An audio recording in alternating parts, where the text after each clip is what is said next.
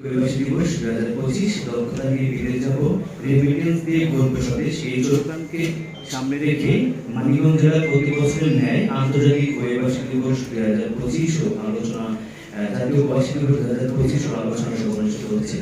1999 সালে জাতিসংঘের এই সিদ্ধান্ত অনুযায়ী 2000 সাল থেকে আন্তর্জাতিক প্রবাসী দিবসটি পালিত হচ্ছে এবং আসলে মূলত আন্তর্জাতিক প্রবাসী দিবস যারা প্রবাসে থাকেন তাদের ত্যাগ, স্বীকার, অবদান এবং কষ্টের কথা স্বীকার করে কিন্তু আন্তর্জাতিক প্রবাসী দিবসটি উদযাপিত হয়। আর ঠিক 2008 সাল থেকে বাংলাদেশ সরকার এই আন্তর্জাতিক প্রবাসী দিবস পালন করে আসছে। আর আজকের যে প্রবাসী বা আন্তর্জাতিক প্রবাসী দিবস ও জাতীয় প্রবাসী দিবস সফলতা কামনা করি। আর দুইটি কথা না বলেই নয়, সেটি হচ্ছে কিছুদিন আগে বলেছিল যে আসলে প্রবাসীদের একটাই চাওয়া যে দেশের জন্য এত কিছু করলাম কিন্তু রাষ্ট্র আমার জন্য কি দিল। তাদের জন্য একটি সুন্দর একটি মেসেজ দিয়েছে, সেটা হচ্ছে আসলে সরকার অনেক কিছুই দিচ্ছে কিন্তু মেসেজগুলো একদম গোল্ড লেভেল পর্যন্ত পৌঁছাচ্ছে না। যেমন আমি যদি বলি প্রবাসী কল্যাণ মন্ত্রণালয় থেকে বীমা, প্রতিবন্ধী ভাতা, শিক্ষাবৃত্তি, আর সেই সাথে আমি তথ্য শেয়ার করতে চাচ্ছি যে যেগুলো বিতরণ করা হবে সবচেয়ে আনন্দের বিষয় হলো এর পিছনেও ওকাপ কাজ করেছে। ওকাপের ফিল্ডে যে কর্মী রয়েছে তারাও কিন্তু কাজ করেছে শিক্ষাবৃত্তির ক্ষেত্রে এবং প্রতিবন্ধী ভাতার ক্ষেত্রে। এই সমস্ত গত বীমার এই 2023-24-25 থেকে আমরা প্রায় 70 জনের মতো বীমা আবেদন করে দিয়েছি, যারা 6 মাসের ভিতরে বিদেশ থেকে ফেরত এসেছে তারা 50,000 টাকা করে আবেদন বীমার টাকাটা হবে।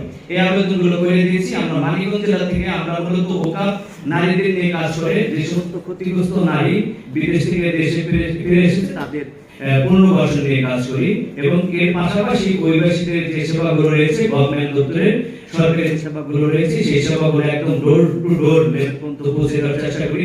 এ পর্যন্ত আমরা এই প্রবাসী পরিবার এবং বিদেশ ফেরত প্রায় 1,30,00,000 টাকা এই ওকাপের মাধ্যমে আমরা সরকারি যে সহায়তা এনে দিতে সক্ষম হয়েছি এবং আমাদের ফিল্ড লেভেলে কর্মী রয়েছে তারা মিলে আমরা এই কাজগুলো করে থাকি। ওকাপ বরাবরই প্রবাসীদের পাশে আছে এবং থাকবে, যে কোনো ধরনের সুবিধা থেকে যেন বঞ্চিত না হয়।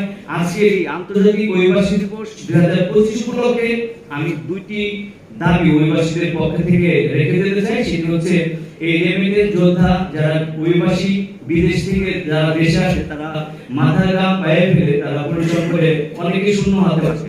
আমি একটি কথাই বলতে চাই, এটা একটা দাবি, একটি সুপারিশ যে এই বিদেশ ফেরত নারী পুরুষ যারা আছে তাদের জন্য যেন সরকার একটা ভাতার ব্যবস্থা করে, মানে যারা বৃদ্ধকালীন সময় যাতে তাদের কোনো কষ্টের শিকার না হয়।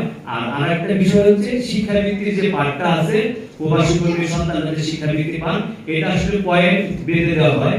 আমি একটা দাবি জানাবো যে প্রবাসী কর্মী সন্তান যদি পড়াশোনা করে তাদের প্রত্যেককে এই শিক্ষাবৃত্তির আওতায় আনা উচিত। এই বিশেষভাবে আমি এই জিনিসগুলো অনুরোধ করব। আর বর্তমান প্রেক্ষাপটে এখন যেটা দেখতেছি আর কি, যারাই বিদেশ যাচ্ছে বর্তমান প্রেক্ষাপটে তারাই কিন্তু অল্প দিনেই মানে চাকরি পাচ্ছে না এবং অল্প দিনে আবার দেশে ঘুরে আসছে। তারা কিন্তু বিএমইটির অনুযায়ী কিন্তু নিয়ম মেনে বিদেশ যাচ্ছে কিন্তু তারা কিন্তু আবার শূন্য হাতে ঘুরে আসছে। আসলে এখানে আসলে দোষটা কার, এটা আমার একটা প্রশ্ন আর কি।